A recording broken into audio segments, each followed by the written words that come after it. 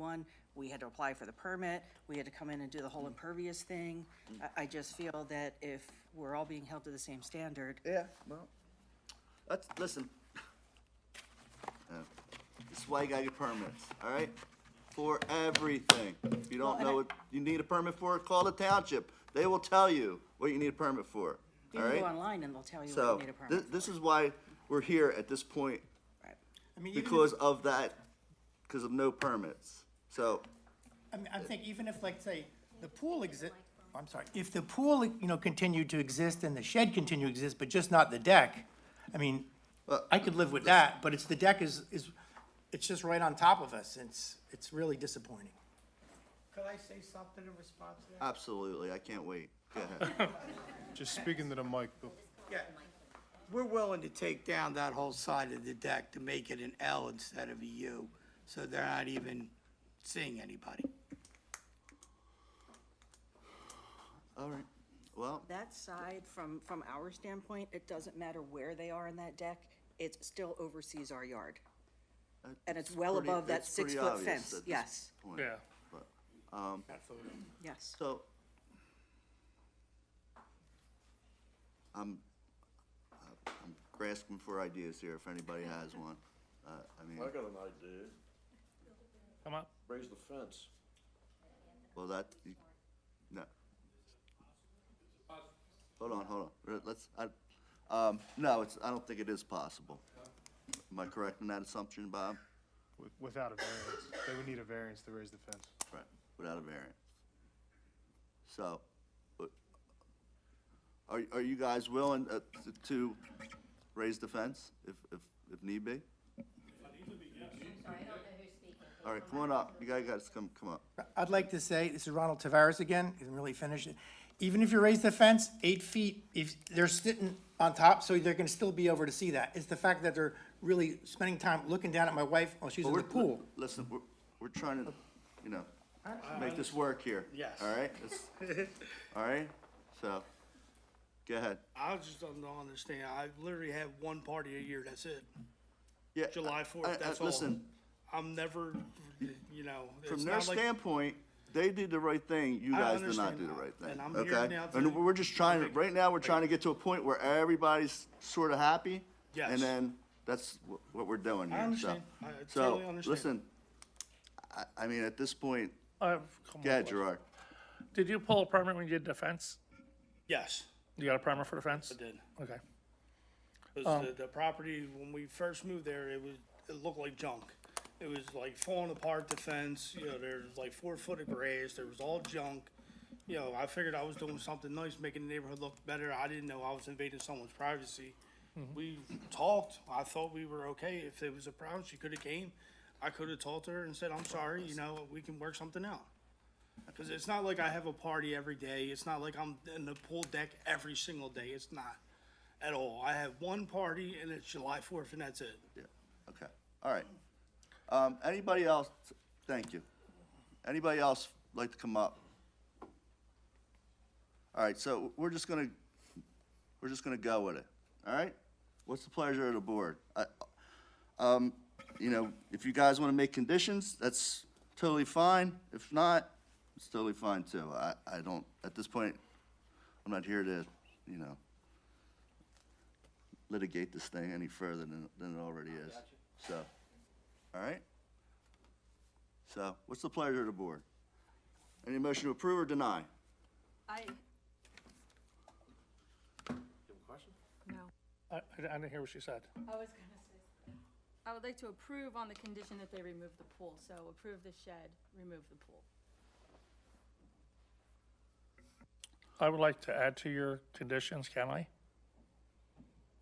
You sure as, Yeah, I would like to add, if we do approve this, that it has to go through our engineer to make sure the impervious, if they remove the concrete out front and they have to do stormwater management for the rest of their impervious. so the motion on the floor is, by Colleen, is to approve condition of removing the pool. What is your motion, Gerard? Are you making a motion to approve or I'd like to make it a motion to approve too also, but I would like to add some conditions. So go ahead. Go ahead. There's already motion, so I need a second on that motion, or the motion will be denied? I accept Gerard's as long as he understands that it's yes for the shed, no for the pool, He does not understand that. Yes, remove the shed, understand that. but no pool, Leave the pool. No. no pool. Oh, no pool. Oh, I didn't hear that part. Okay, then, I'll give a second to that. Is the, just to clarify, Colleen, is the deck going with the pool or it's just the pool? Oh, the whole unit, right, the deck, the pool, whatever, is my motion. And then to add on Gerard's is to remove the two. All right, okay, so we got a motion, we got a second, all right? Call the board.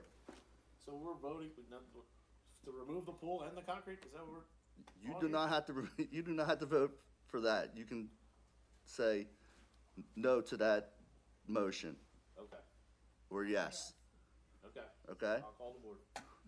Gerard Lycon, Yes. Mark DeMarcus, Voting, is this just to remove the pool?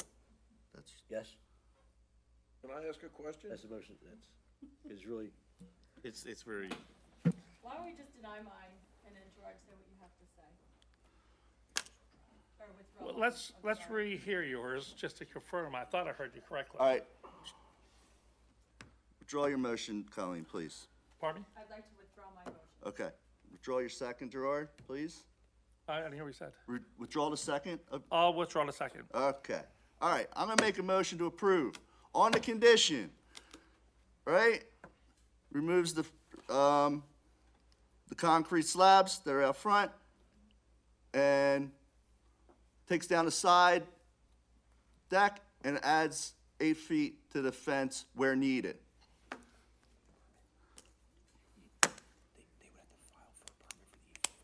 And they better file for a permit for the 8-foot fence. I have one question. I just wanted to know. You gotta come up, she don't know who's talking. For the 8 feet fence, do I do the whole property 8 feet or just that one side? Hey, Jim, just to clarify, they would have to come back in front of the zoning hearing board for an 8-foot fence. Absolutely. Okay. Yep. Okay, that's All all. I right. wanted to know. Thank you. So, are you guys, listen, I could rescind that motion right now if you want me to. Totally good with the motion. Okay? I think it's fair. All right. So, I need a second on that motion. I'll second that motion. Okay, call the board, please. Gerard Lycon, Yes. Mark DeMarcus, yes. Jim McMahon, Yes. Colleen Dunn, No. Ed Murphy, yes. All right, there you go. All right? All right, listen. Permits, please. Begging, everybody, all right? What is the timeframe for this to be completed? Excuse me? What is the timeframe that this is to be completed in? Right away, right? You gotta come in sometime this week and get a permit. Gotta get it raised, all right? Concrete's gotta come out, the whole thing. That's right. I just want to make sure I understood the motion. So I understand that, that you're gonna have an 8-foot fence, and what did you say was being removed, like the portion of the deck along the fence? That's right. Okay, thank you for clarifying. Yep. All right. So next on the agenda is the County of Bucks, 1265 Almhouse Road, Doylestown. Please come on up.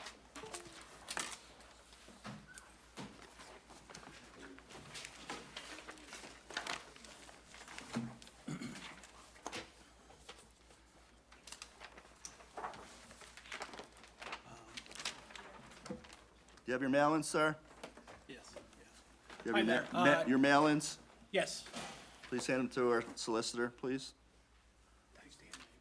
Okay, thank you.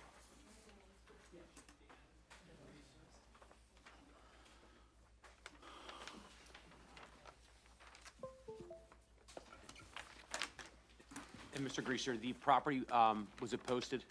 Do you Yeah, have yes, it was posted. the date? I don't have copies of the, I do have them on my computer here too, and I It is provided posted, them I seen it. to Bob. Mr. McTeague just sent it to me. Okay, great. Okay, so I have a letter here, for the record. a letter of objection to this application. To whom it may concern, we are writing this letter in response to this proposal. Variance to be heard on zoning hearing board meeting on Monday, March 10th, 2025 at 7 p.m. For the following, appellant is requesting a variance to allow for increasing the off-street parking, which will require increased woodlands to be disturbed on a property located at 1422 Bath Road, Bristol. It's an R1 residential zone district of Bristol Township. We are extremely in opposition to the proposal for the following reasons: woodland disturbance, increase in people, noise, traffic, and trash. As the only owner of the adjacent private property, we have a personal interest in not increasing traffic noise levels along the effect it will have on our animals and woodlands. As I have indicated to Dan and Patty Ann, we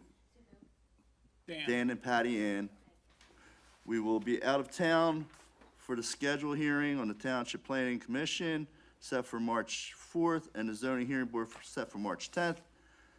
Therefore, we will like to submit this letter of objection to be presented in the lieu of presence, and it's CC to Dan Grieser, Deputy County Solicitor of Bucks County, Bernard Griggs, County Director of General Services, Robert McTeague, Director of Building and Planning and Zoning for Bristol Township, Angie Nagel, Executive Director of Bucks County Parks and Recreation, Patty Ann Cutter, Silver Lake Nature Center Director and Naturalist, and Marty Shilvey and Janice Rhodes, owners of the adjoining property. And that's all I have for the record. I'll just mark that, okay? Okay. Mr. Chairman, if we can mark that as Marty Shively 1. Any objection to that, Mr. Greaser? No. Okay, thank you. So moved. All right. Okay.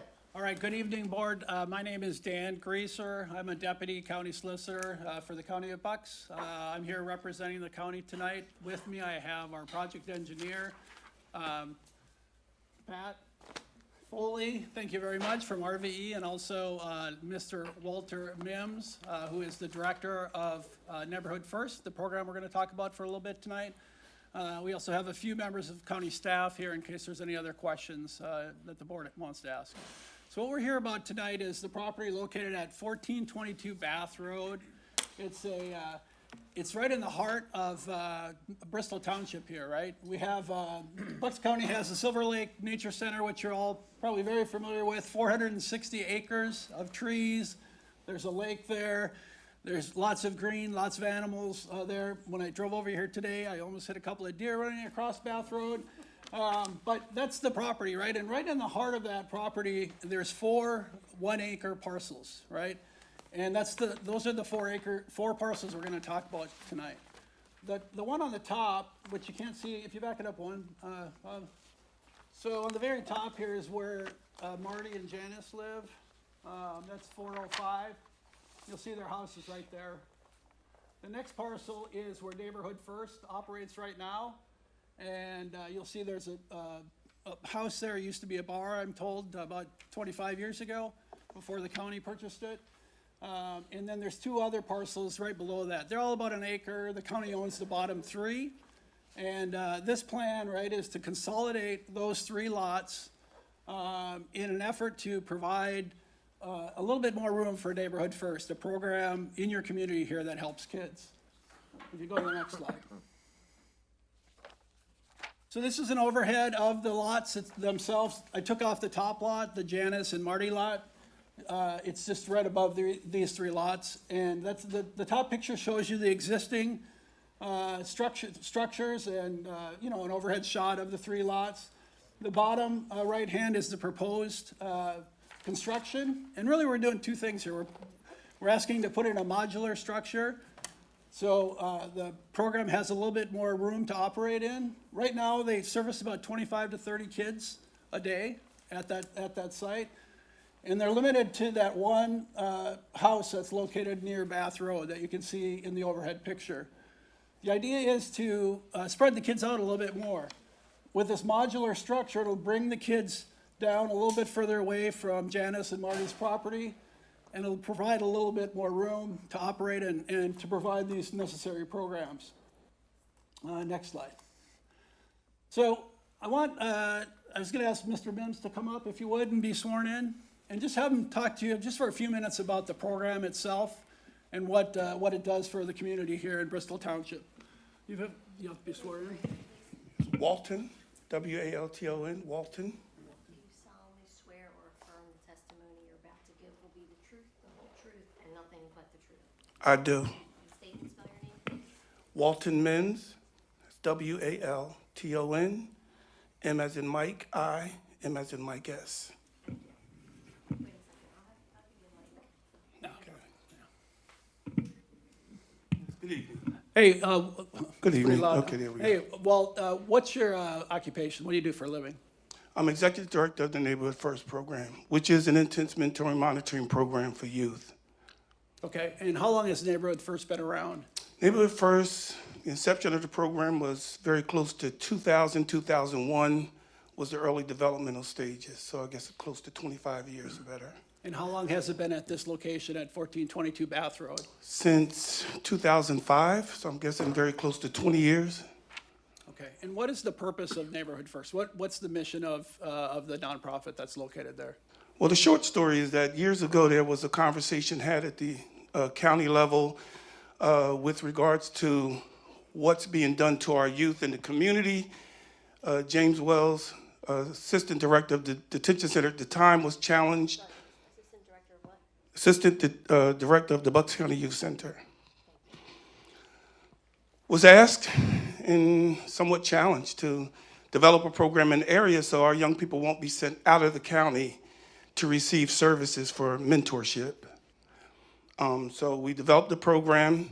We figured we would utilize the peak hours for crime, which is after school hours till early evening, or depending on how you look at it, late evening, 8:30, to kind of keep them off the street, give them something to do, teach them life skills, socialization skills, and that sort of thing to help develop our youth in the Bristol Township area. Has the program been successful the last 25 years? Yes, it's been successful with a ton of feel-good stories, but in addition to feel-good stories, we also collect data that shows improvements in our young people's truancy concerns. We work very closely with Bristol Township School District. In fact, we ran several programs out of Bristol Township School District with their truancy officers as far as trying to make sure kids are attending school. Judge Hughes have solicited our services on several occasions, as well as the other district magistrates as well, to ensure that kids are attending school. We have camps that we run in the summer to make sure that our kids are, we've actually developed a truancy camp for our youth. And not just for truancy, there's other concerns as well. Unfortunately, some of our young people are in homes that experience some dysfunction and breach. And we're here to try to bridge that gap and try to give the young people something positive to do in the after-school hours. How would adding this modular building, how is that going to help the operations of Neighborhood First in that location? Tremendously, because we're at a place, and if anybody know the old Fireside Tavern years ago at 1422 Bath Road, when we had the property, we started off with very humble beginnings, and we didn't have that many young people involved in the program, but it has since grown, as you can see, and we just need additional space. The county, on the county level, they would love for us to, because they've been able to measure the successes, had asked about us providing services for more youth. We just don't have the space to do it. So we need a little bit more space to kind of make this happen. We've been struggling for some time now, trying to make it work. Fortunately for us, we're able to use the outside sometime during the warmer months, but you only have a few of those a year. And we want to try to provide somewhere for our youth to go after schools to kind of learn some of the skills they need to learn to be successful and productive members of society. Okay, just a few questions about the operations. I think you told me earlier there's about 10 employees there, is that right? Yes. And then 6 shuttle vans that you use to shuttle the kids. So you pick up the kids at their schools, and then at the end of the night, you drive them back home? Yes, we do, yes. Is there any parent pickup during normal school year, or is it, majority of it, probably 90%, is the shuttle bus to and All from? transportation is provided by Neighborhood First, except for about 4 weeks during the summer, and that's more of a drop-off scenario. So it's not like parents or anyone parks and stays. So it's more of a drop-off, your kid at a certain time, your young person at a certain time, and then pick up at a certain time as well. Just a very small window during the day. Now, either during the normal school year or during summer camp, is there any queuing issues on Bath Road? I know the entrance is right off of Bath Road. Do you ever have any complaints? Have you heard any traffic issues about people not getting into the property? No, I don't think we've ever reached the level of that congestion or that busy to provide some sort of trafficking issues to date. Where do your kids come from? The majority of our youth, because we're based in Bristol Township, our Bristol Township School District, and then some are in close proximity, but the majority of over the past 20 years have been Bristol Township youth. And one of the reasons they have the advantage of partnering with, again, Bristol Township Schools. We ran several programs out of FDR to support and give our young people some places to go. So we were able to go through the proper procedures and protocol to make that happen. And again, we also work with very closely with Bristol Township truancy officers, Suzanne Skinner and Leslie Rothberg, to make things happen as well. We've been doing it for years. And then just one final question, right? If the variance was granted, I believe the proposal is for a 10 to 15% increase, potentially, right? And at some time, that's about 3 to 5 kids for your program a day, is that right? Yes, that's roughly what the increase would be. Okay. So if the proposal was, it'd probably be less than 35 students, probably 30 to 35 students there each day. Oh, yeah. I can't see it being that. We're just at a place right now where we need to kind of create a little bit more space for our young people. Okay. That's all the questions I had for Mr. Mims. I don't know, Mr. Chair, if you wanted the board to ask him questions now or save them for later. So you're adding students to the program if this variance is approved, or? It's possible they could be added, but right now we're working with the ones we have now. We're balanced. It's more of a balancing act right now because we're not comfortably serving the youth, but because we want to work at capacity, we don't want to go over capacity in terms of the building. Well, the reason I'm asking is because of the letter I read into the record. They were saying if you're not adding more students, there shouldn't be any more traffic. Oh, I can understand. As far as people coming in and out. So you're definitely not adding any new students at this point. No. Okay. Anybody else have any questions? No? What ages are the kids?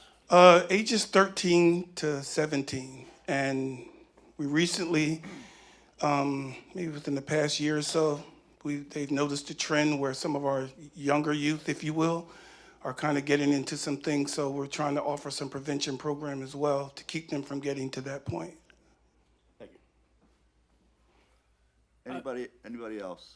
Mr. Chair, I had just one quick follow-up. So if the children were added, the 3 to 5 children that we mentioned, at some point in the future, the current 6 shuttle vans that you have, that would still cover your transportation needs? There's no plans to buy another vehicle that would add to more traffic on the site?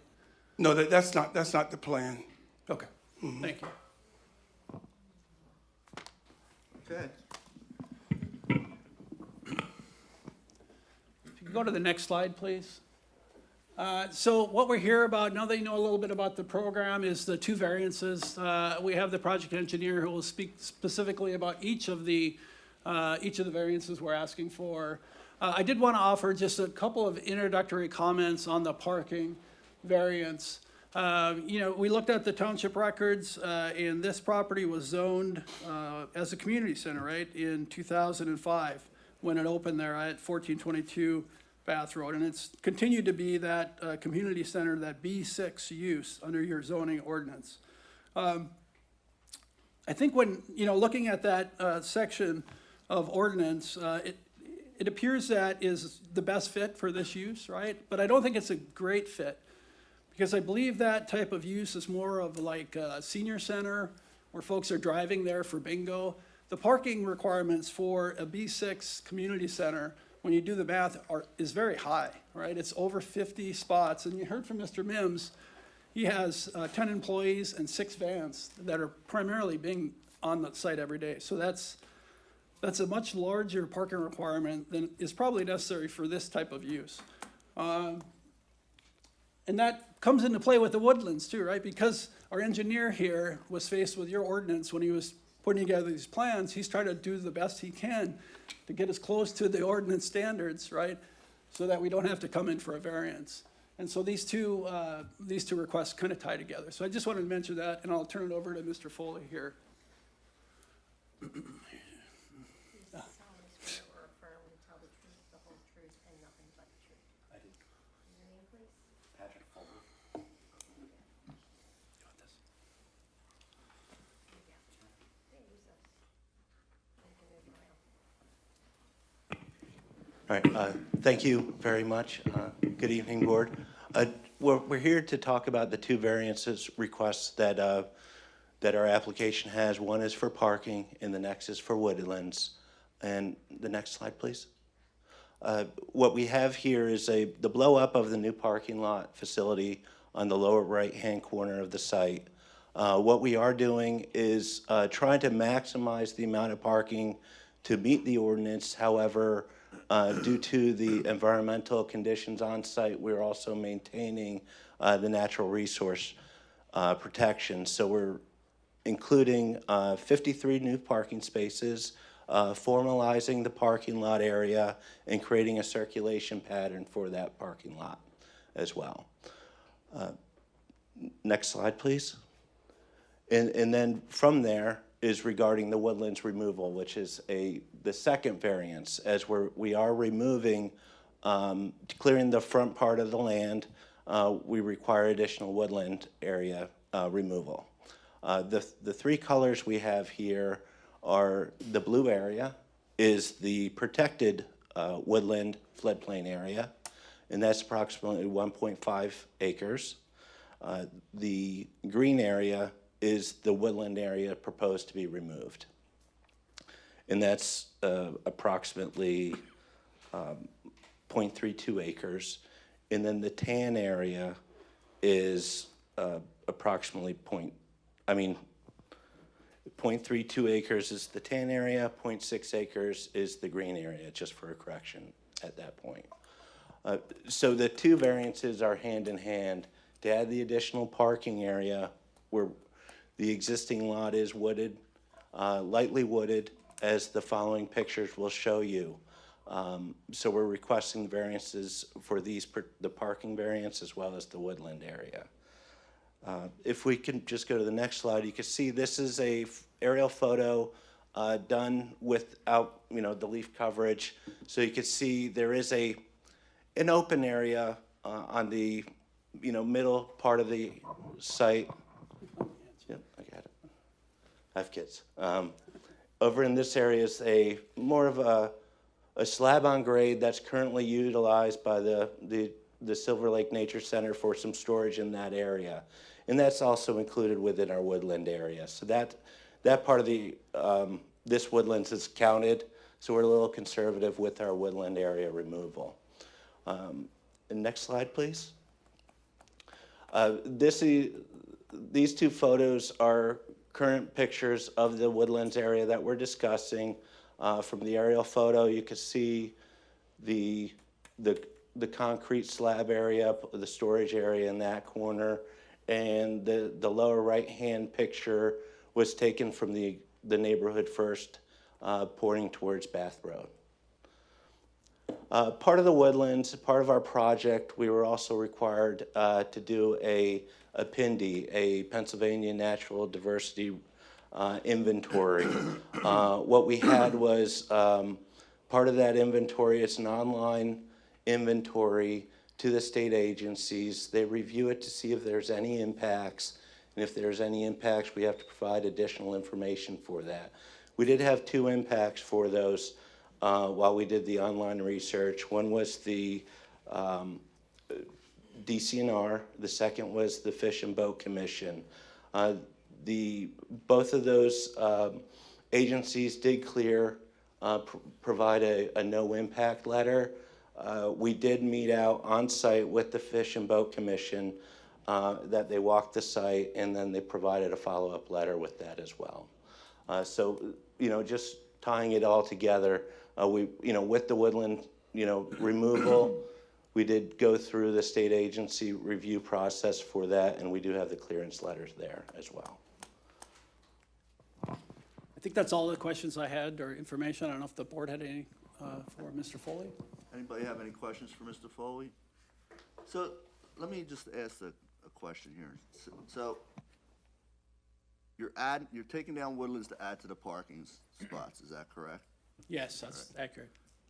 So if you change the variance of your park, like if we give you a different variance on parking, will you take down less woodland area? If the parking, it's a tough question, right? If the parking requirement was less, then less woodland would have to be disturbed. Right, that's what I'm So, getting at. Right. yeah, no, I understand. Right. It's kind of it's tough when he's looking at the ordinance saying it needs this many spots. So he has to try to meet that as best he can. Is that any kind of option, Bob, or no? You could give a variance for parking spaces, yes. But we're only talking. But if we give that variance for parking spots, then they take down less woodland areas, right? So that would be something you guys would be, you would do, or I think it's possible. I mean, I think that, I guess I have to know exactly, if you're saying you're only gonna permit so many parking spots to be built. Right. I mean, we're really stuck with that, I believe. How much of the you know? woodlands are you gonna take down to make your variance for parking spots? Yeah, so there's about, it's about 6,000 square feet of woodlands that are above tolerance, right? So you can take half of the woods in that front area there, that's what the ordinance allows. We're taking 64, what was it? 64%? Versus, it's about 6,000 square feet of, and that includes that cement slab, that includes the clearing area, all that is considered woodlands in our calculations. So do you think the parking area you have now is enough parking area to do what you guys have to do, even adding the modular area to? Well, I think it could use a little, I mean, I hear what you're saying. I think it could use a little more. I think if we, I think we don't need the entire design parking lot, if that's your question. Right. Yeah. That is my question. Yeah. I'm just trying to, taking away all that woodlands is a non-starter for me. Okay. But, I mean, it's just me, I'm one person. Yeah, I don't control understand. this whole board, just because I'm the chairman. It's something that we would all have to agree to. But it's just a question I'm proposing, But, Mr. Foley, if you could, this might help, right? So, I've got the room. Am I doing that? You're doing it. Oh, okay. Well, Mr. Foley, if this last row of parking down here, if we remove that, how many parking spots would remain? Right now, with the current parking, we are proposing approximately 22 additional parking spaces. If we eliminated that lower row, as Mr. Greaser pointed out on the screen, we'd be losing around 21 marked parking spots. With those lost parking spots, we might be able to, in the aisles, we might be able to put 1 or 2 more parking spots back in. So we would be losing around 21 parking We'd be at spaces. about 30, 32 parking spots? Yes, Okay. approximately, yeah. and approximately how much woodlands would that save? If we the other element of our woodland removal is our stormwater management basins that is located at to the east Okay. of the modular building, as well as the south of the modular building. So we would look at seeing if we could try to modify it. However, you know, if we clear that area closer to around the modular building, we could do so. We did look at what would happen if we tried to eliminate the parking spaces and move the stormwater basin further to the north. However, right now, you can see the clearing to the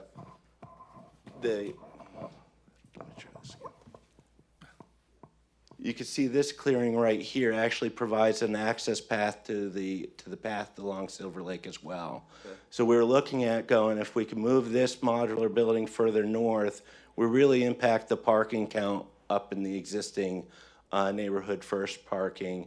And if we move the stormwater management basin further north, we impact that walking path as well. So when I did look at the option, I didn't look at the option of just carving out this area of woodlands to remain. But we were close to not needing a variance for woodland removal if we just pretty much cut it all across here. Okay. Bob? Now, also, when I walked out there the other day, I was walking a property, the woodlands we're talking about is pretty much brush also. It's not a thick woodland. Correct. Because I see slabs out there, I see stuff stored out there. It's not like woods, like lots of trees where you're ripping and taking down. Because I looked at it, I'm like, okay, this is a lot of brush. There's slabs out here, there's storage stuff out here. That's the woodland that I thought you were removing, which isn't a lot of woodland. How many acres is there? Well, each lot is about an acre, but, I mean, all behind there. The county owns all oh, that. 460 acres. Yes, okay. Yeah, around, all the way around it, Yeah. on both sides of Bath Road. Yeah. I just seen a lot of brush and some trees that you're taking down. It isn't like it looked like a forest to me. Correct. Something to add, Okay. Bob? No, I'm good with that statement, too. Yeah. Okay. All right. All right. So we'll leave that on the table for now and see how it goes from here, all right? Anybody else have any questions? Okay. Yeah, 1 second, sir. All right. Done, Counselor? Yes, I'm just looking at these notes here. Yeah, so the question was the 65%, the last bullet there under woodlands. So we're allowed 20,000 square feet to remove by the ordinance, so we're removing about 26, which includes that cement slab in that area. That's it, thank you. All right, thank you. All right, audience participation, right? Okay. Sir, come on up.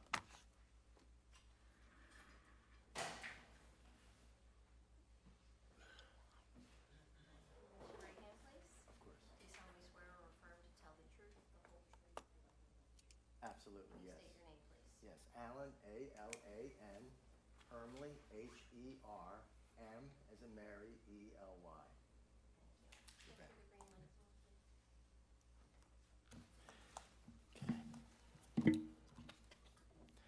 Can you hear me okay? Yep. Thank you. Good evening, members of the zoning board. I'll try to keep this brief. My name is Alan Hermley, as I indicated on the record. I'm representing tonight the Friends of Silver Lake Nature Center to share a position on the community center and the parking lot expansion proposed at this property at 1422 Bath Road. For those who may not be familiar, the Friends of Silver Lake Nature Center is a 501c3 nonprofit organization formed in 1979 to assist Silver Lake Nature Center encouraging and promoting environmental education. Our organization shares natural governance of the Silver Lake Nature Center with the Bucks County Department of Parks and Recreation, working together to protect and enhance this valuable resource for the benefit of the community. First and foremost, I want to recognize the importance work of the Neighborhoods First program, currently located at this site. As you heard previously, their mission is to provide structured alternatives for at-risk youth and is invaluable to this community. We respect and appreciate their commitment to making a positive impact. That said, the community center proposed parking lot expansion affects Silver Lake Nature. Oh, thank you. That said, Sorry, yeah, I'm nervous, but thank you. That said, the community center, a proposed parking lot expansion, affects Silver Lake Nature Center Nature Preserve, a vital ecological and educational resource. As stewards of this land, we're not opposed to the project, but rather advocating for responsible development. And that balances the needs of Neighborhood First program with the preservation of our natural environment. We have outlined a series of reasonable requests designated to mitigate the environmental impacts while allowing the project to move forward. These include limiting land development to existing proposed infrastructure and existing infrastructure while formally incorporating the remaining undeveloped land parcels back into Silver Lake parkland. As you saw, that most of the development is going to occur, trying to get my orientation, to the west. Ensuring that Silver Lake's oversight on planting material to protect the biodiversity within the park. Developing and enforcing a maintenance plan for the proposed rain garden to ensure proper stormwater management. Allowing Silver Lake nature staff to monitor construction. Yes, of course. I'm sorry, I'll try to slow down. Ensuring Silver Lake Nature Center oversight on planted materials to protect biodiversity within the park. Developing and enforcing maintenance plan for the proposed rain garden to ensure proper storm development and management. Allowing Silver Lake staff to monitor construction and temporary halt work if species of concern are encountered during construction. It was encouraging to hear that also that you've already begun to broach the subject of limiting the parking lot, which is exactly where that's the gist of our position as well. I know there was recent discussions raising the possibility of limiting the expansion to one parcel, to the most northern parcel, which is 050600403, which will greatly reduce the environmental disturbance. To support this option, Silver Lake has also expressed a willingness to accommodate some of the overflow parking and an existing parking lot at the park, which is a very short distance from all this proposed construction. They have gone as far as to even suggest that maybe a gravel ADA compliant path could be constructed to connect the two properties. It's an example of how we can work together to find solutions and that benefit both the Neighborhood First and the natural environment. I can't stress, we're not here to stand in the way of progress, but rather ensure that progress that happens in that way that respects the balance between community development and environmental preservation. We ask you carefully consider these requests as a condition for approval. Now, I do have a formal letter from friends at Silver Lake. May I approach? Bring it up. I have multiple copies. I just reiterate what I said, there's multiple copies. Okay, give a copy to that counselor down there for me, please. Just for the record, Mr. Chairman, we'll mark this as Silver Lake Nature Center. So moved.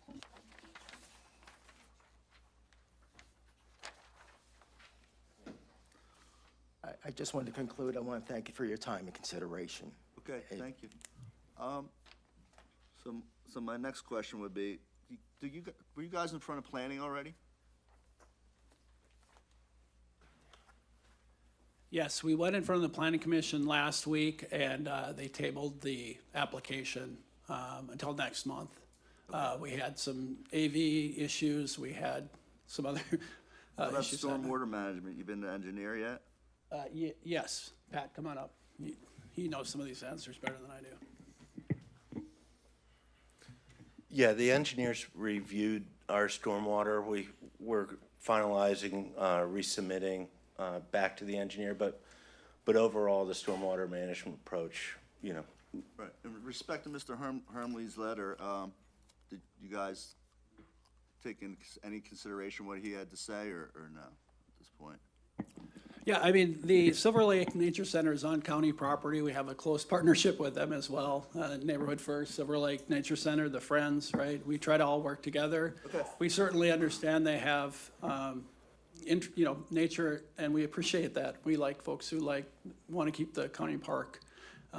We're trying to meet the requirements of the ordinance here. You guys will work this out between your, Yeah, we've talked to Alan, we've talked to the other staff there. All right.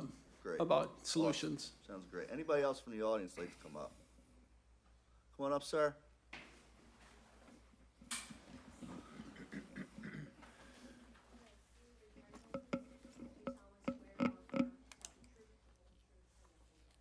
I do.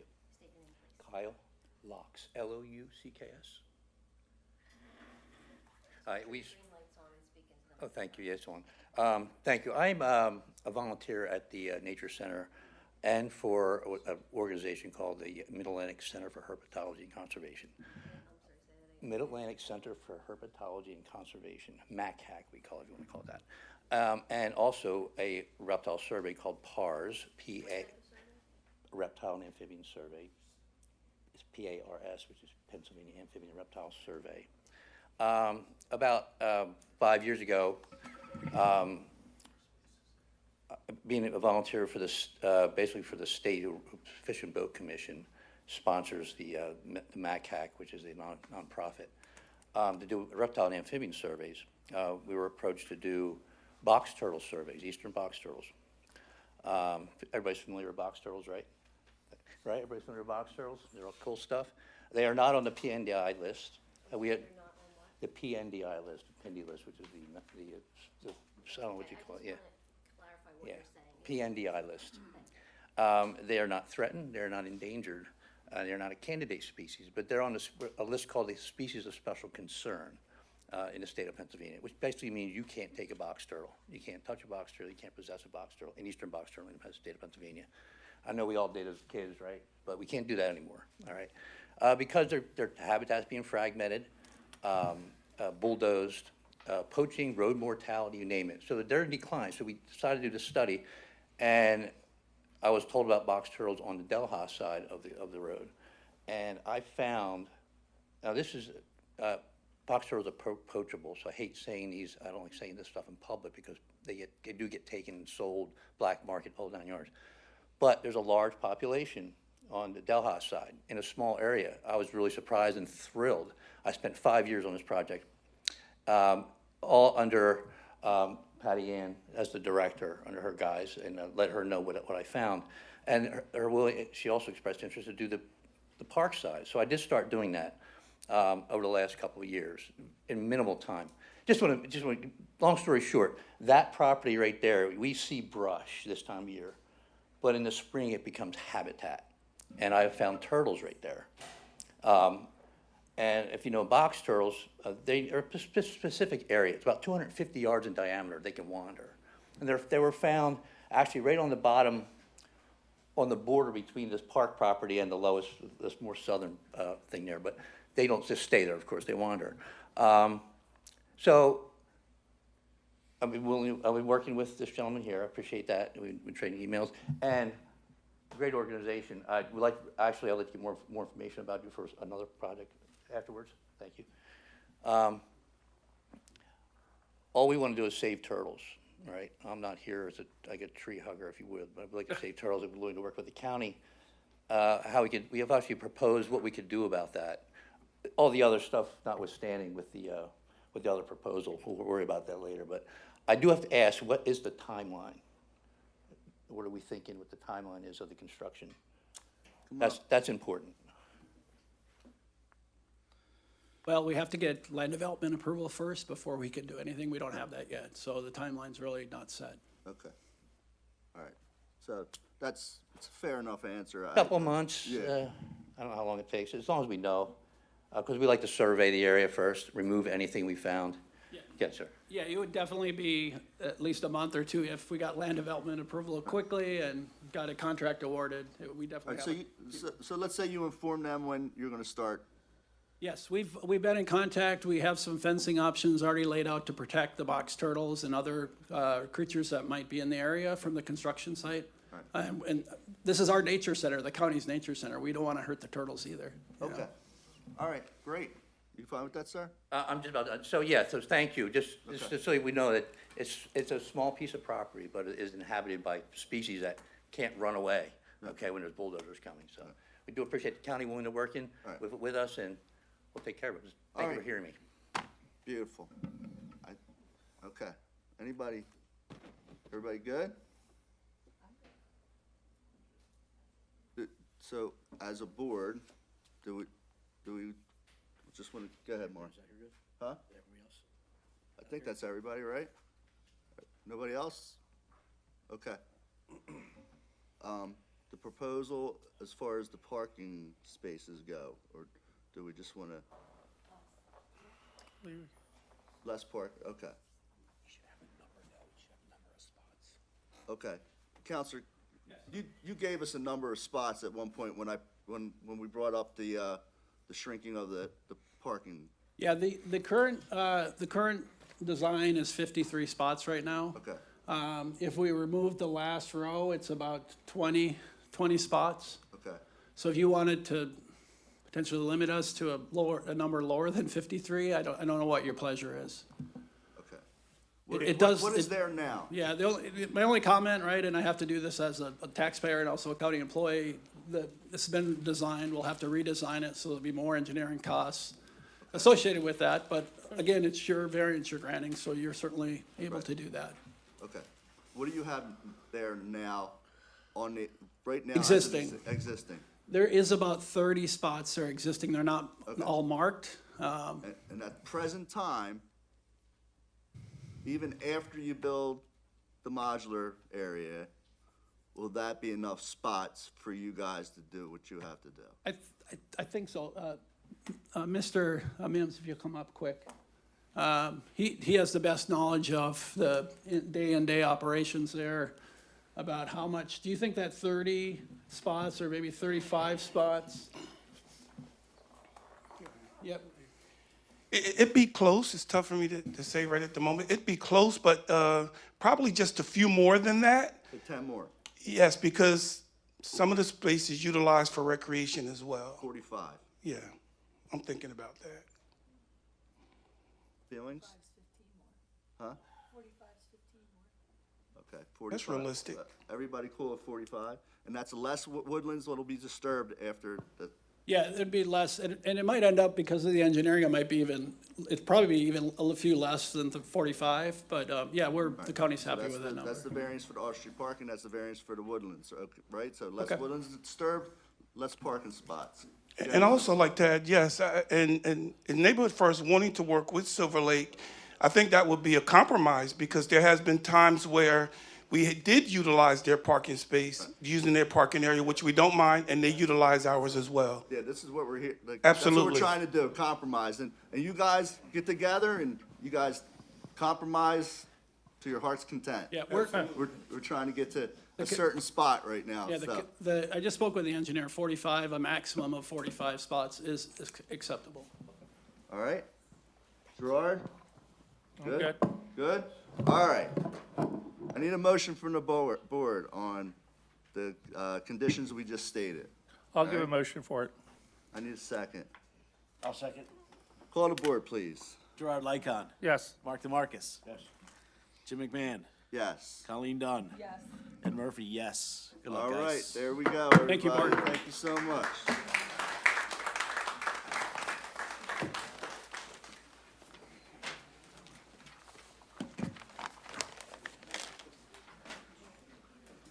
Okay, where's my paper at?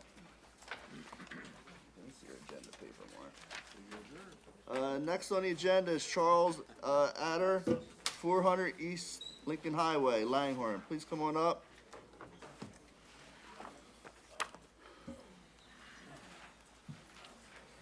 Yeah.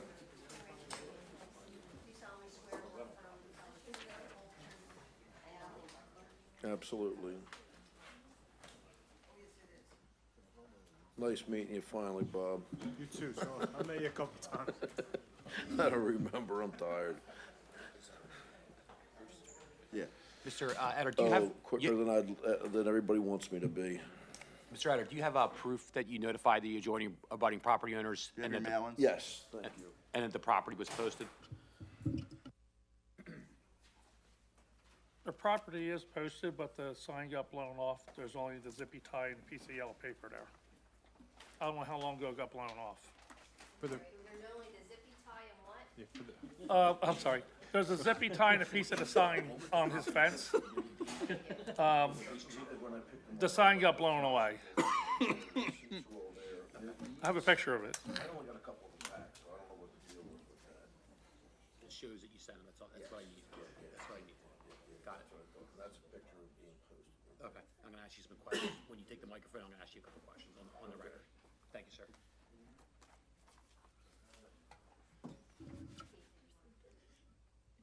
Is he sworn? Mr. Chairman, if I could just ask a couple questions. Mr. Etter, you have handed me up green cards, which are proof of mailings, and also a picture showing that the property was posted.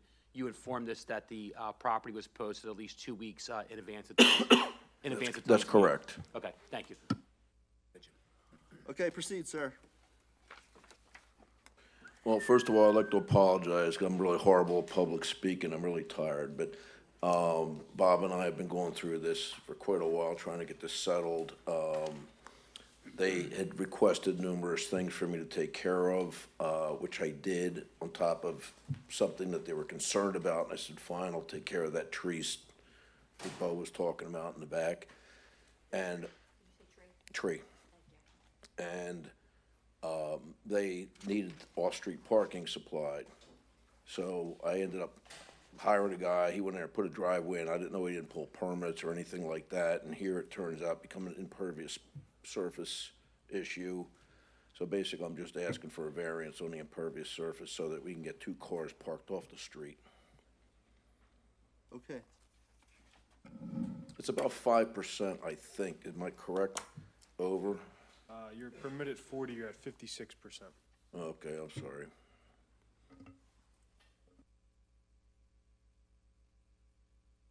All right. Bob, correct me if I'm, has Mr. Adder been in front of this board before? Yeah, he came for this property. There were some conditions from the ZHB and Gilmore and Associates. Right. This will satisfy one of the 2 left Okay. from Gilmore and Associates. So the off-street parking was a requirement per the zoning ordinance. Okay, And he has a sewer requirement that he has to abide by also. okay. And he's working on that now? The sewer issue, I had talked to, I don't remember his name, I actually had emails, I thought I left them in the packet, where he said that I wasn't, that the sewer was adequate for both. Okay, well, that's not fun, that's, Okay. yeah.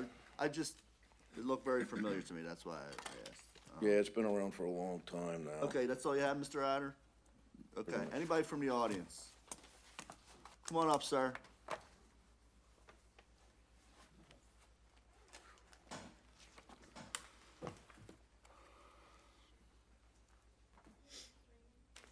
You solemnly swear or affirm to tell the truth, the whole truth, So help me God. and can you state your name? Maratea, Spell your name. Maratea.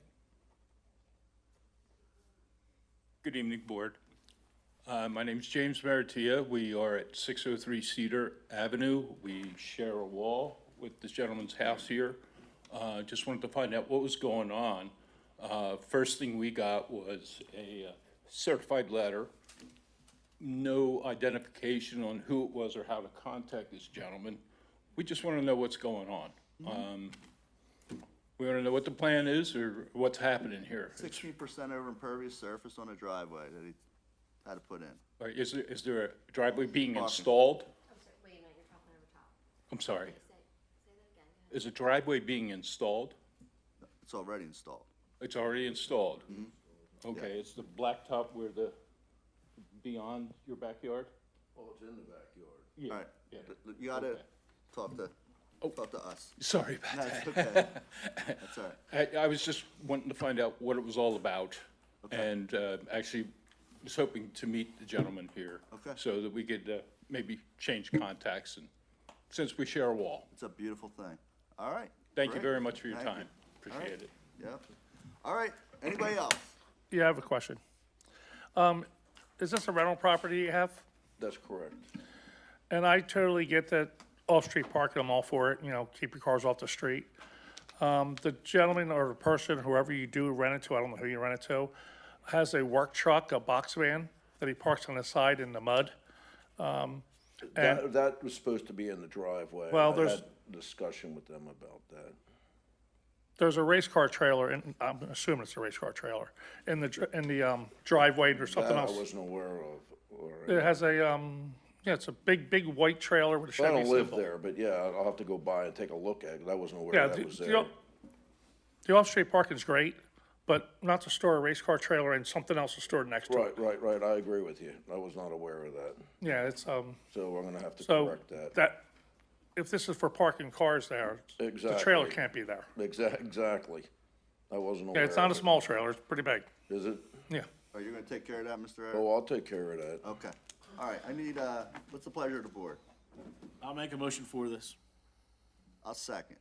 Call the board. Gerard Lycon. Yes. Mark DeMarcus. Yes. Jim McMahon. Yes. Colleen Dunn. Yes. Ed Murphy, yes. Okay, there you go. One down. Again, you need permits for everything, all right? I'll give you a call tomorrow or something, all right? So we'll get the rest of it all straightened out. Thank Okay. you. Let's keep moving along here. You guys keep all that stuff, right? Yeah. Scott Sampson, 11 Amherst Avenue, Swarthmore. Please come on up.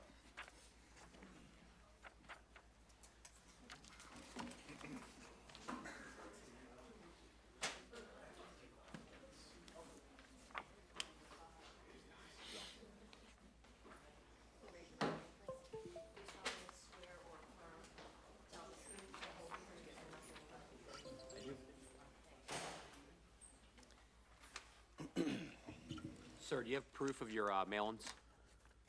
Proof of mailings? Yeah, that you served the adjoining abutting property owners? You mean like certified mail, like certified letter? Yeah. Yes, however you notify the property owners. I have a photograph of the zoning signs for the window. That's part of it, but Yeah. also you need to show how you notified the adjoining or abutting property owners. We do have signatures of, yes, I do. Signatures of adjacent owners? Yeah, so you bring that up, I take a look at it? Yep. Did you give them the notice that the township gave you? My client did that. Okay, she's gonna need to come up, I need proof of that. Sure.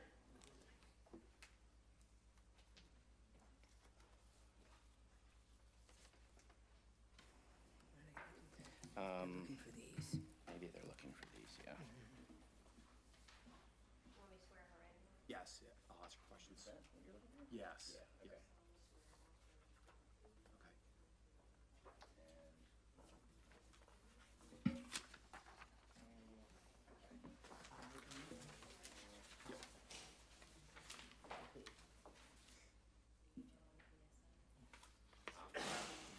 This you would need to present to the board. I just need this, and then I'll ask your client.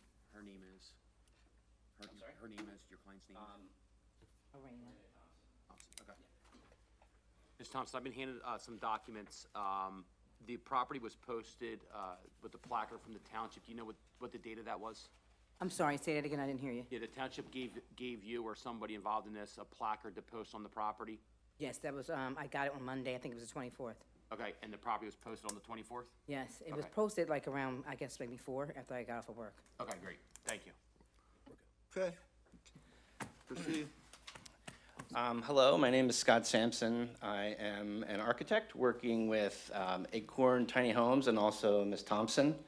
What we are looking to do is to get a special exemption for the use of Ms. Thompson's house at 5616 Fleet Wing. Currently, it is zoned for single-family detached, and we are seeking a two-family. use. 5616 Fleetwing Drive.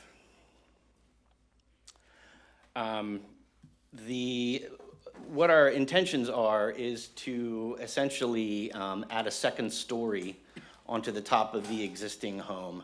If you look over here, this is all 4 elevations of the existing home now. And if you flip through, yep, that is the proposed improvements. The reason why my client would like to do this is twofold. If you could go to the next slide. Yes. Basically, Ms. Thompson is living off-site now, and this is currently a rental property. The reason she would like to do this, first of all, is to live on-site so she can be close to her rental property to protect it.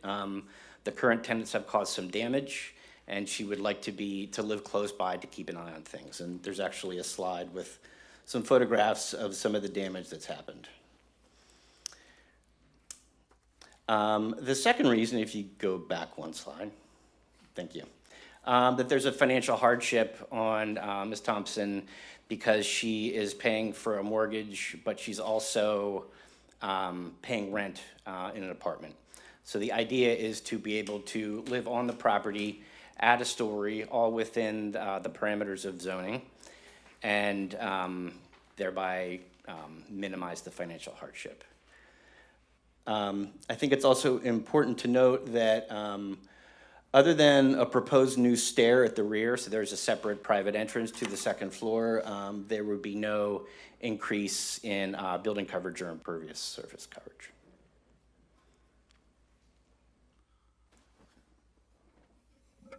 Thank you. Okay. I Go ahead, Gerard. I have a question. Yes. No impervious, additional impervious, where you plan on parking the cars for the additional people? Yep, there is a driveway there now to the left of the building with room for 3 cars. 2 maybe, if you want to say 3, okay. Okay. Yeah. 2 or 3. Yeah. If we would need to push further to create another space, we could do that. And if it's an impervious issue, I think we could always cut out the driveway so that they're just strips for the tires, if that would be acceptable. I don't know that. Yeah, we don't have, there was no plot plan, so what I did here was just took a slide from the Bucks County GIS map. So I think that there's room for all this, but if need be, we would get a survey to prove that before submission for permit. How many bedrooms you're thinking about having upstairs? 2. 2. Concerns that I have is if they have to park out in the street, that's a tight section to start with. Okay. You plow snow, even if you have to run a tow truck through there, anything, it's super tight. Okay. And that yard's small. I seen the driveway, and if you try to park to the right, there'll be no front yard. That's a big concern. Okay. Thank you. Yep. I'd also just like to add that we have 8 signatures of adjacent neighbors saying that they're okay with the proposed change. I can bring this up if you like. That's okay. Sure, bring it up. We'll mark that as applicant 1. Okay. Bob, there's no rules on the book saying that about another dwelling? Yeah, so this will have to go through engineer review. Okay. The required parking will be 6 spaces. Okay. They have to make sure the sewer has enough capacity. Right. So there's certain guidelines for the residential conversion. So they just need a variance to get to the next level. Correct. All right. Okay. All right. Anybody from the audience like to come up for or against this application? See none? Okay. Hit me with it. I'd like to put a motion against it. I'll second. All right. Call the board. Gerard Lycon. Yes. Mark DeMarcus. No. Jim McMahon. No. Colleen Dunn. Yes. Ed Murphy, yes. All right. Well, that's a denial, right? Yeah, come on up. Sure. So it's just a second story with a two-bedroom apartment on top of it. There's other houses in that same vicinity that have addition on top of it, like 5 or 6 houses down, with a second story on it with 3 bedrooms. And it's not required, and they have 3 and 4 and 5 cars. And this is just different because it's just gonna be me there. So if someone was living in the bottom of it, it would be 2 adults, most of them usually, and it's already a rental property approved by the township, and they have 1 or 2 cars, and then my car. So it's definitely not in the way, and it's I'm not. sure it's probably not legal for them to have rentals upstairs. I don't know. No, I would be living upstairs. You were. Yeah, I would be living on the property myself. So it No, would- I'm talking, you said in the neighborhood. So what I'm saying is the elevation itself is exactly the same as the other properties in the vicinity of that neighborhood. Oh, They yeah, I have don't 2 have a problem with the stories. elevation, just the parking.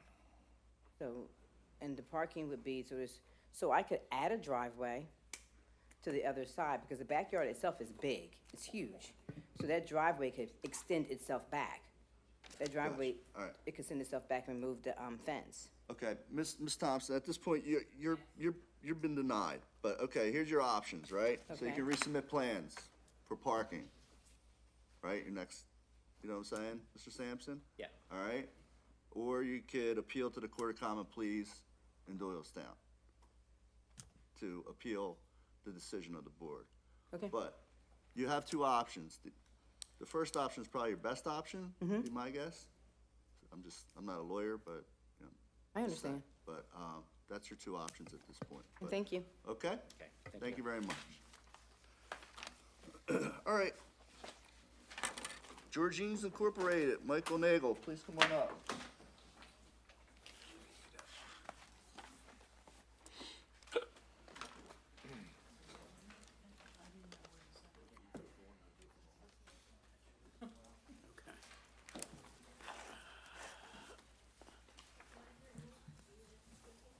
I'm going to be speaking. I'll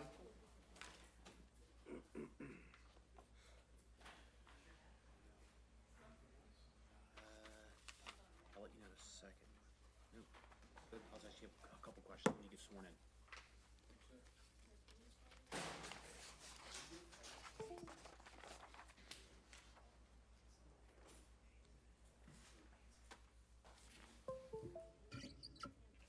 Okay.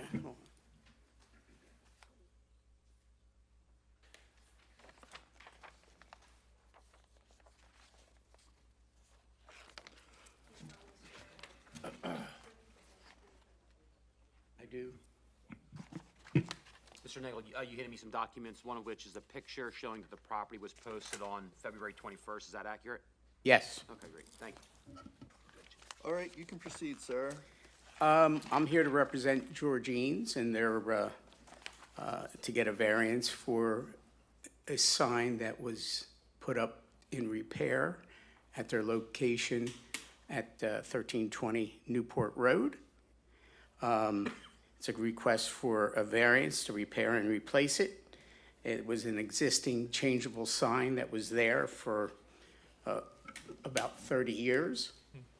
The one that was replaced was a box sign that was changeable, and we ended up putting in a LED digital sign on both sides that took up the same space. As you can see, the bottom part is the new sign. You can see it's in the same space now. Georgine's is, we've been there now 48 years. Okay, and the sign that was there took a beating, and all we did was replace it. That's it. We didn't do any, with the poles were there, we've been paying for it the entire time to the township and weren't making use of it.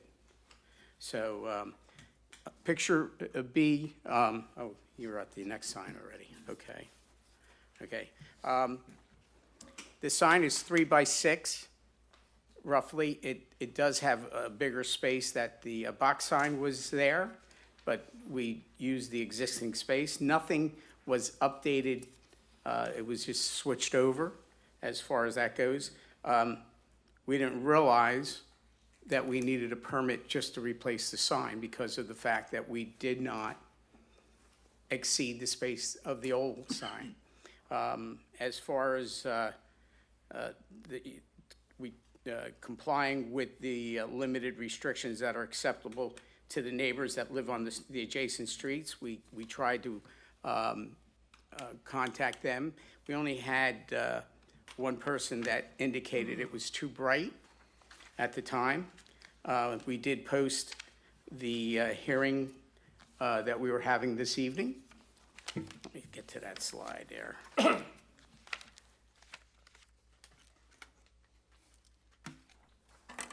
Okay. Okay, next slide. Okay. You can see the check marks as to the people that we posted the hearing to. You can see the sign, where the sign's located there on Newport Road, adjacent to Steele Avenue. So we contacted everybody that was that was within the space of the sign that we needed to do that for. Next slide. Okay, this is the south view on Newport Road. You can see the houses that were impacted there. That sign is on that south side is on a timer that automatically turns off at 7 o'clock at night.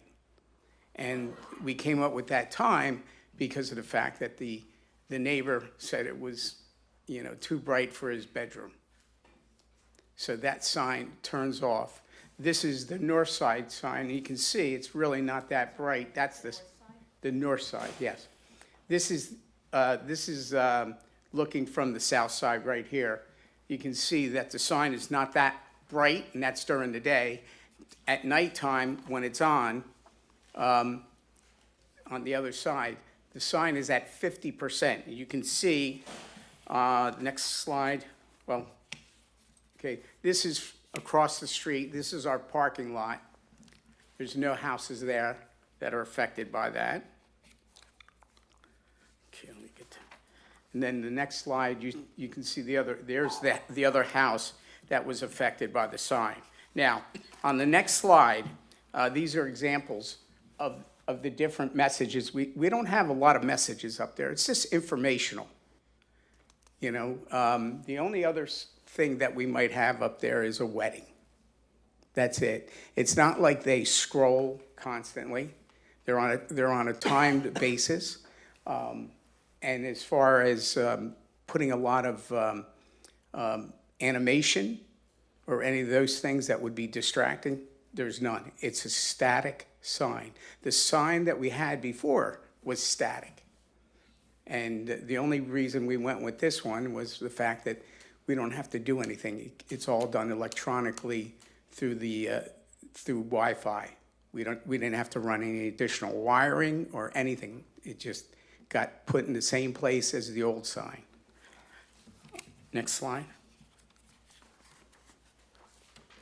Again, you can see that the signs that we put up there don't change. These are, you know, we keep it limited to a certain amount, and we're hoping that, you know, the improvement will be an opportunity for us to, you know, stay in business to 50.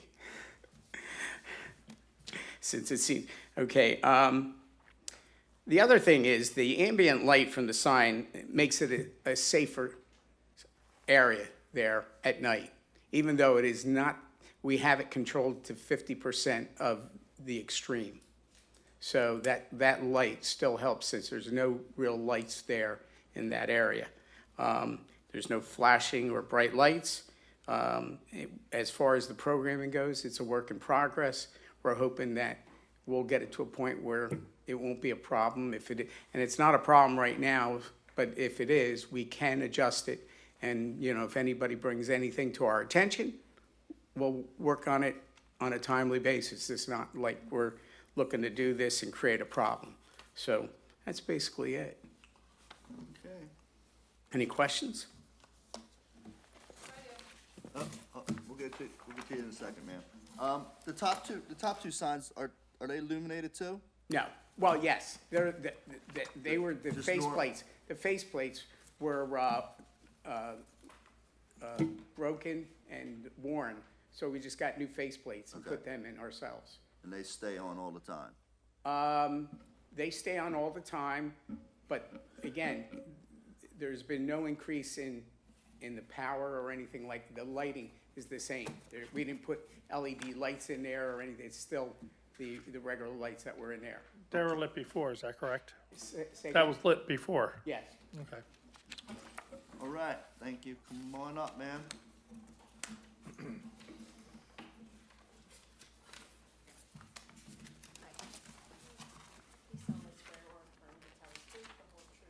I do.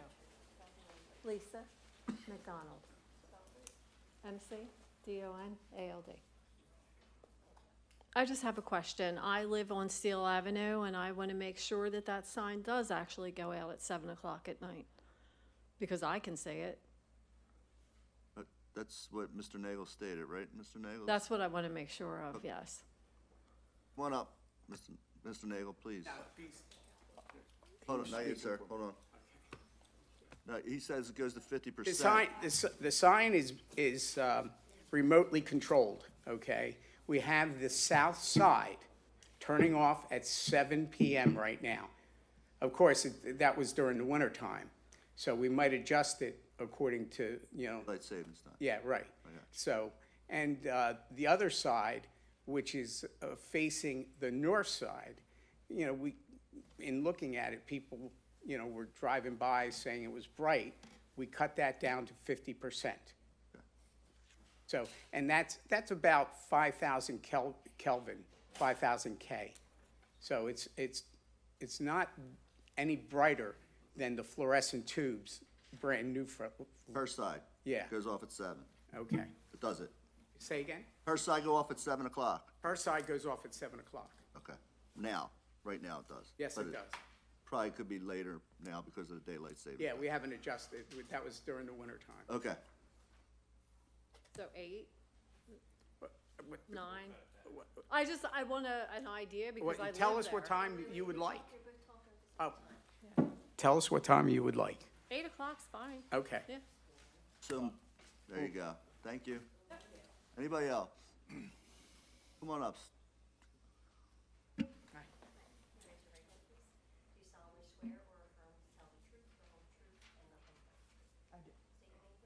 Robin Curry, C-U-R-R-O-B-I-N, C-U-R-R-Y. Good evening. I just have a couple questions about some of the wording. I see where the variance to allow digital signs, plural. Right. Are there going to be more? Where are they going to be placed?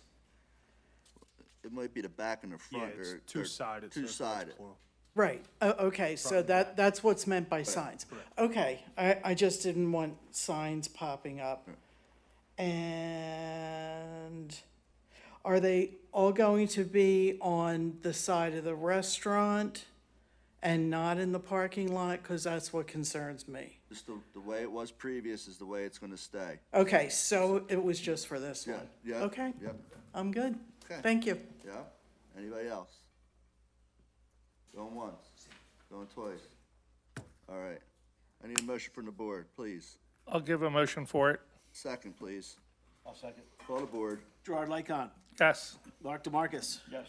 Jim McMahon. Yes. Colleen Dunn. Yes. Ed Murphy, yes. Good luck. All right, there you go. All right, everybody good? All right. Before we get to the last one, anybody need a 5-minute break? It's gonna be, might be a long one. So. Huh? Good. All right, we'll take a break. We're gonna take a recess 5 minutes. All right. So,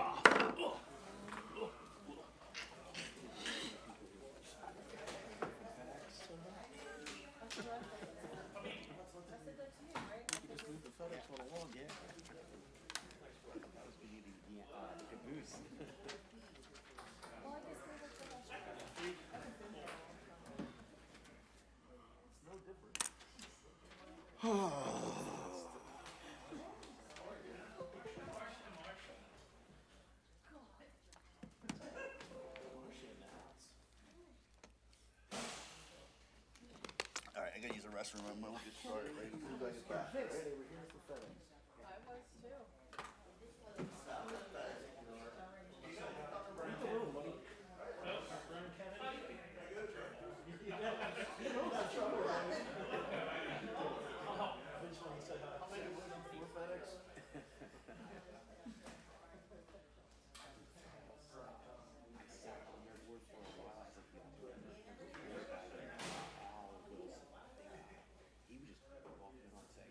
All right, I've heard enough. I make a motion to approve this, and they wouldn't even, like, they would skip over my public comment. I'm like,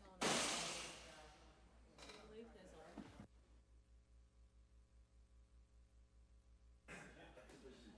and the chair was like, I don't know if I guess we'll just go with it.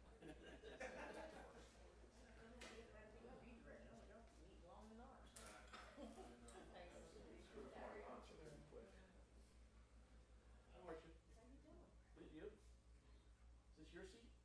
No, this is Joe's seat. Somebody move seats.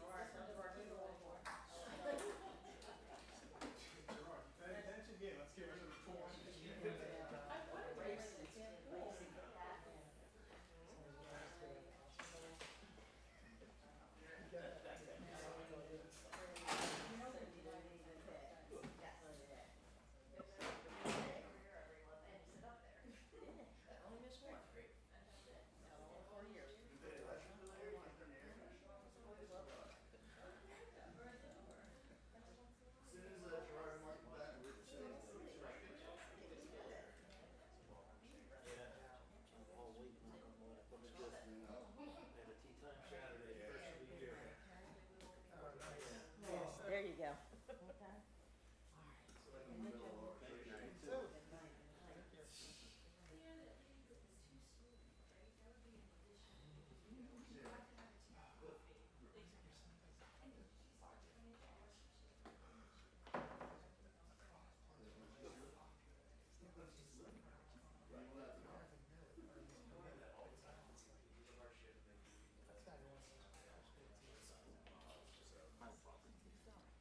I didn't.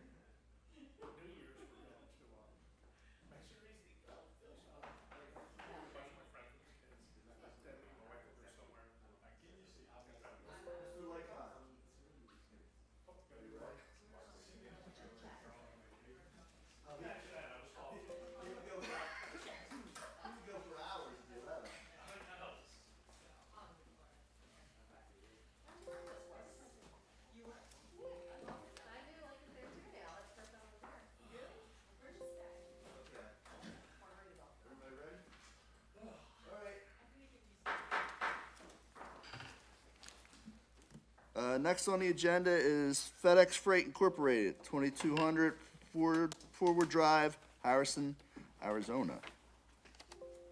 Please come on up. Mail-ins?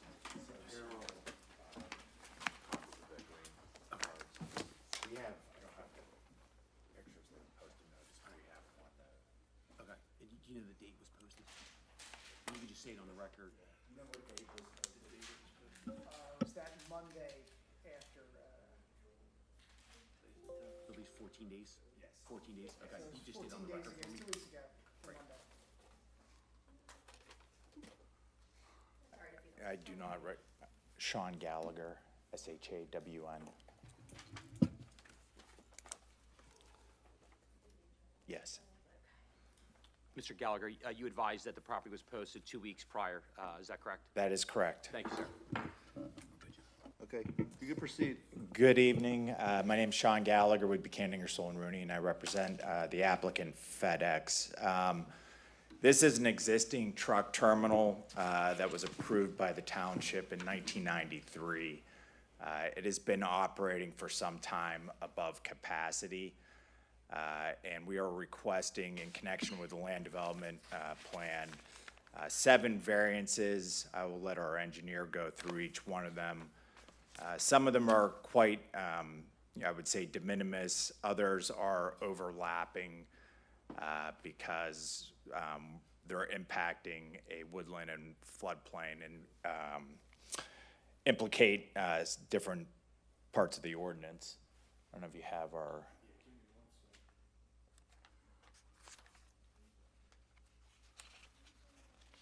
Buchanan, Ingersoll and Rooney. Picture's worth 1,000 words, so I'll hold off for a little bit. You got problems? All right, you guys are gonna have to come back next month. I do have printout copies. I just saw it up a second ago. Did have it up, yeah.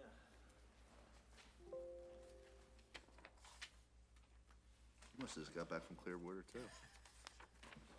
Just in case.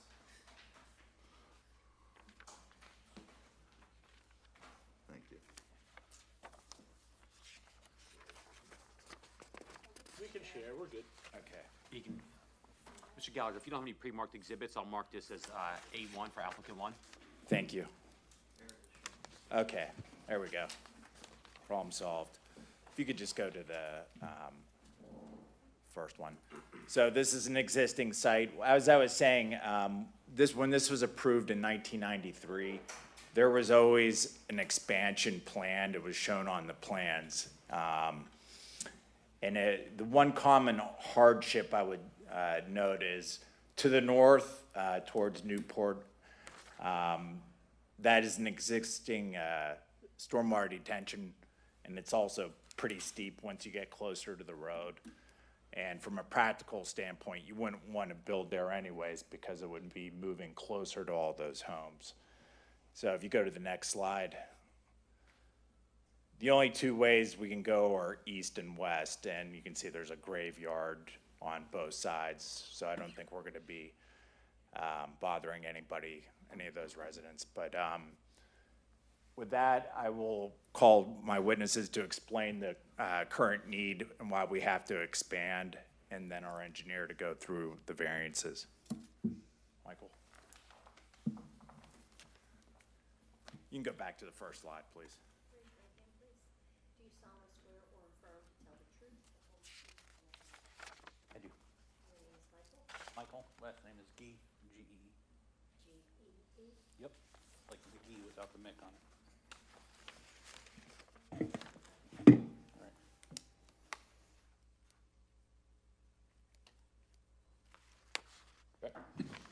Working? Okay.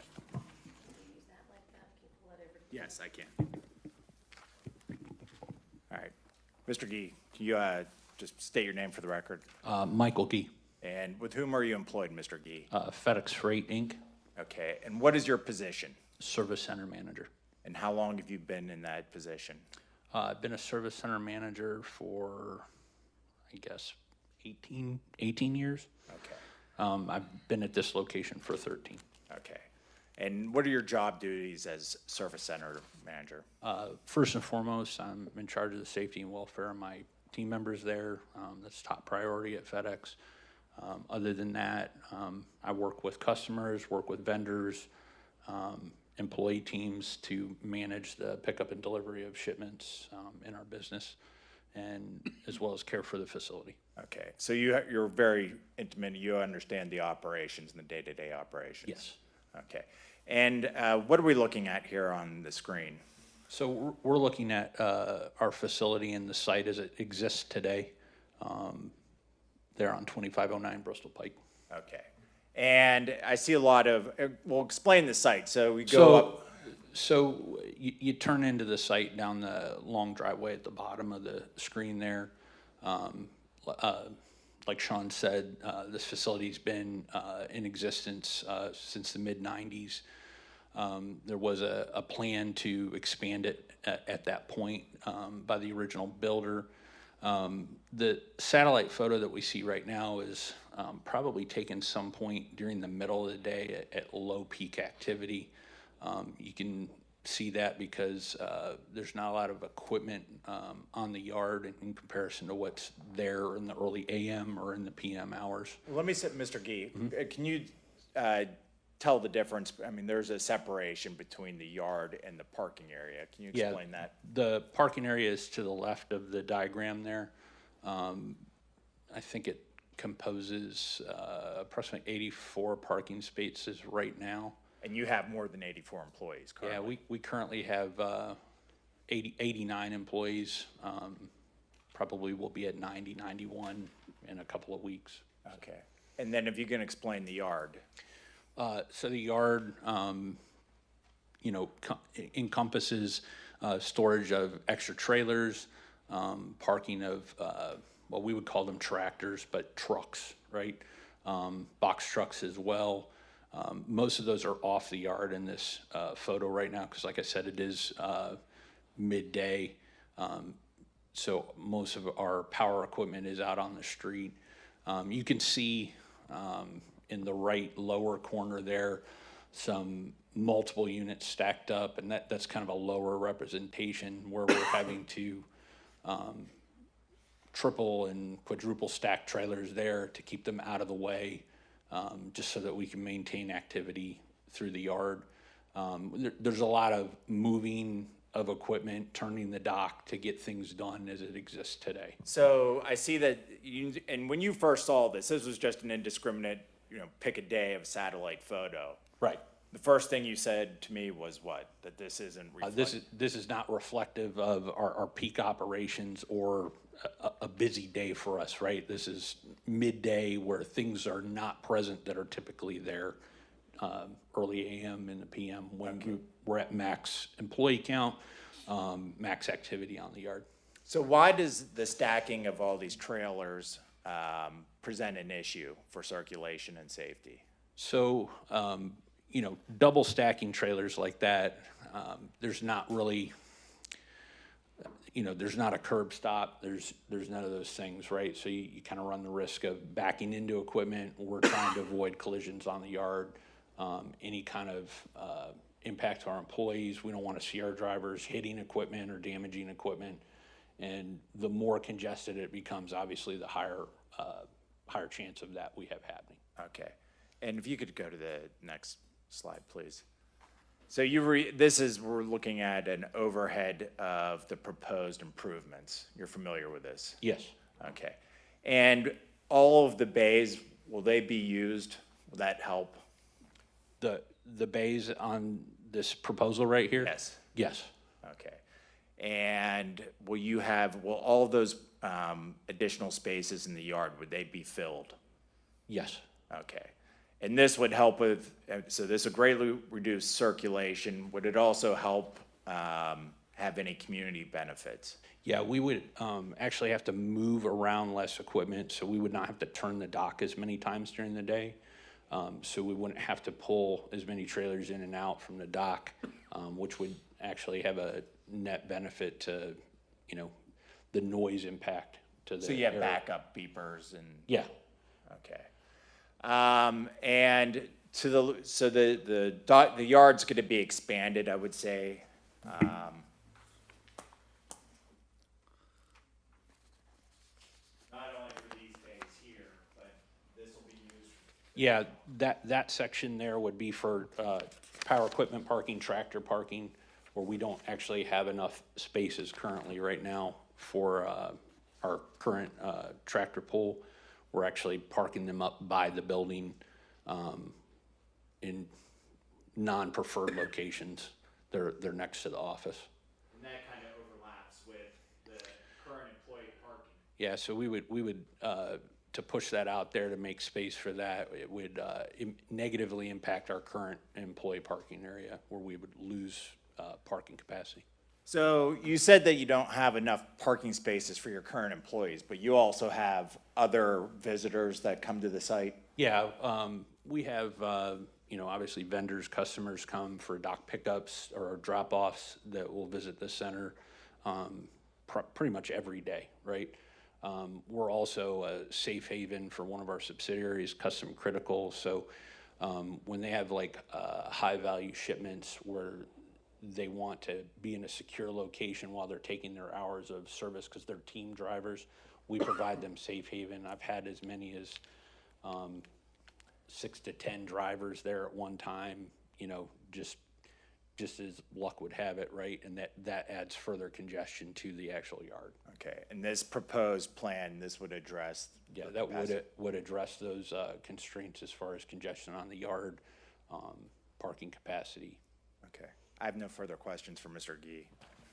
Mr. Gee, your employees, 1 shift, 2 shifts, 3 shifts? We actually operate 24 hours from midnight Sunday through midnight Friday. So would you say you had 80-some employees, that's all 1 shift or 2? No, that's broken down, but there's a lot of overlap, right? So the dock overlaps into the city operation, the city operation overlaps into the PM dock, and the PM dock into our road line haul operation. I'm sorry, the PM dock and what? Road line haul operation. Anybody else have any questions for Mr. Gee? Okay. Thank you.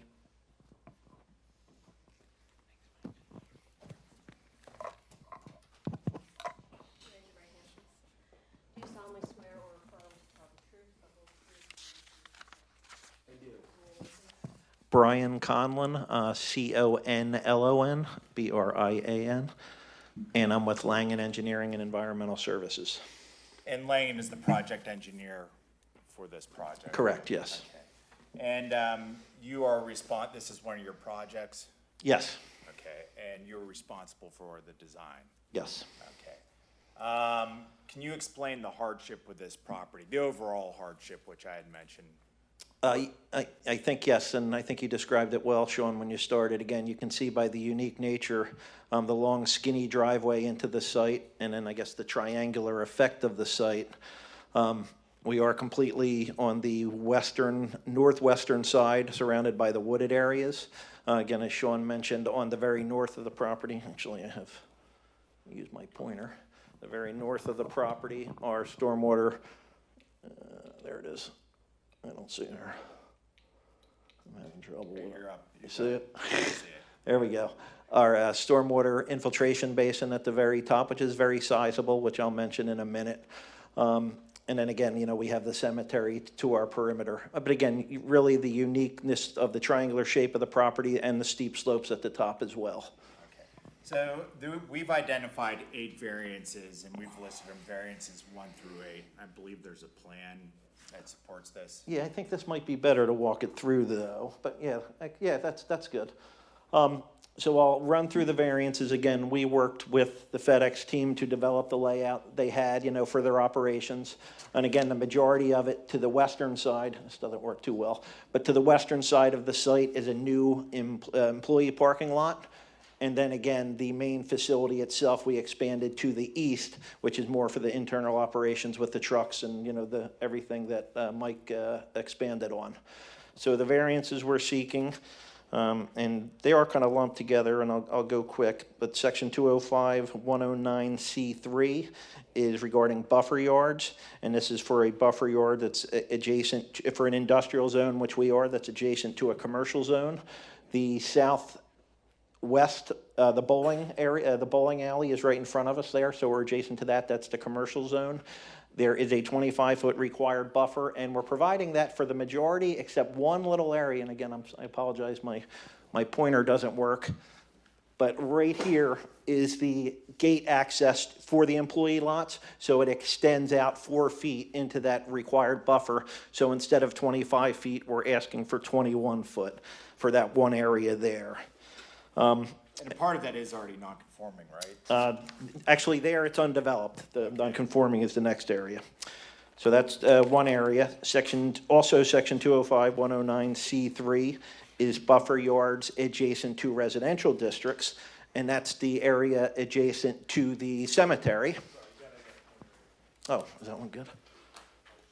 Ooh. Actually, am I okay? I'm easier to point. Are you guys good with that? I have trouble with my colors and everything. So all of this is the residential zone, which is the cemetery, as we mentioned.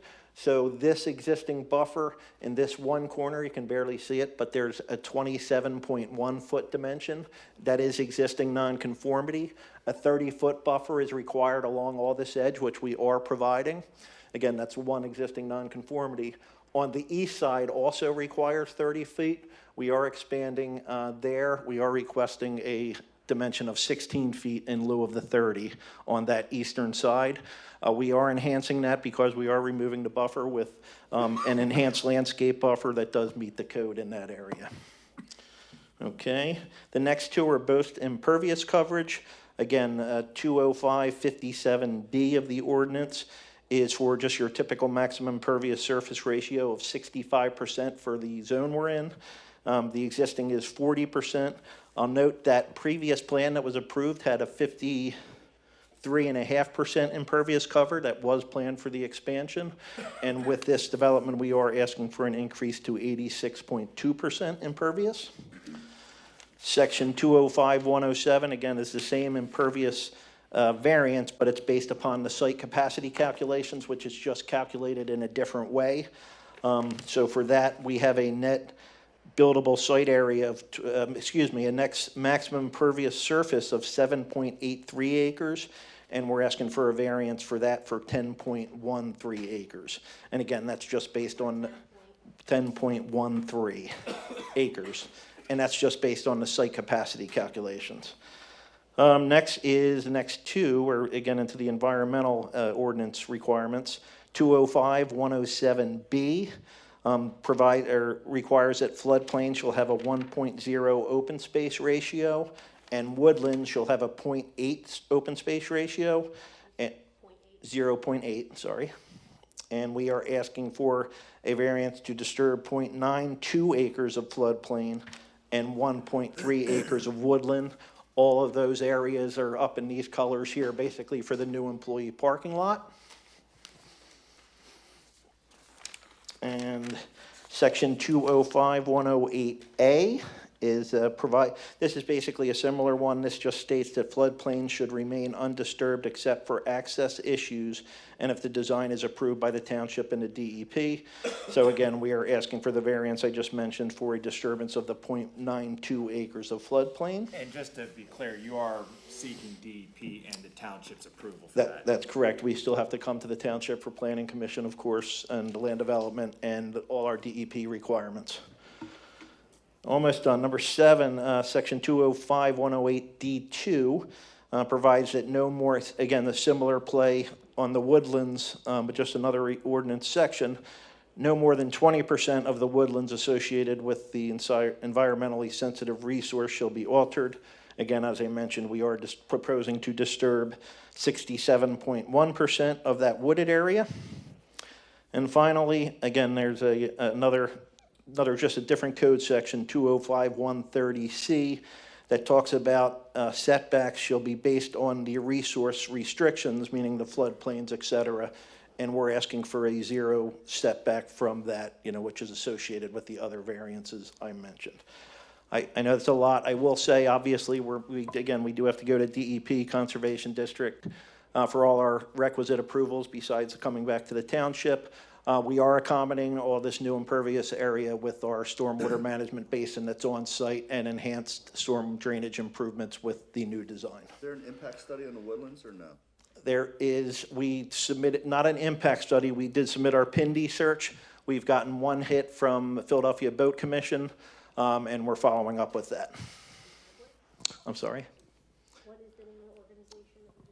I'll repeat. We submitted our PIND, PNDI, and we received a hit from the Philadelphia Fish and Boat Commission that we are following up upon. And I think... Now I have to meet everything for your approval as far as... Of course. Yes. Okay. All right. Anybody have any questions? I have one quick one.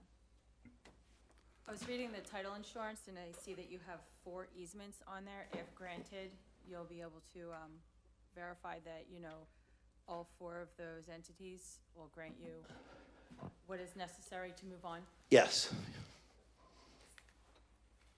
Okay, anybody else? Gerard, comments, concerns? Anybody? Bob, anything to add? You sure? All right. Anybody from the audience like to come up for or against this project? No? Oh, wow. Bummer. I could have swore they were gonna have somebody. Okay, well, no sense stretching this out any further. I need a motion from the board, please. I'll make a motion for this. I'm gonna need a second. I'll second. Call the board, please. Gerard Lycon. Yes. Mark DeMarcus. Yes. Jim McMahon. Yes. Colleen Dunn. Yes. Ed Murphy, yes. Good luck, guys. Thank you very All much. right.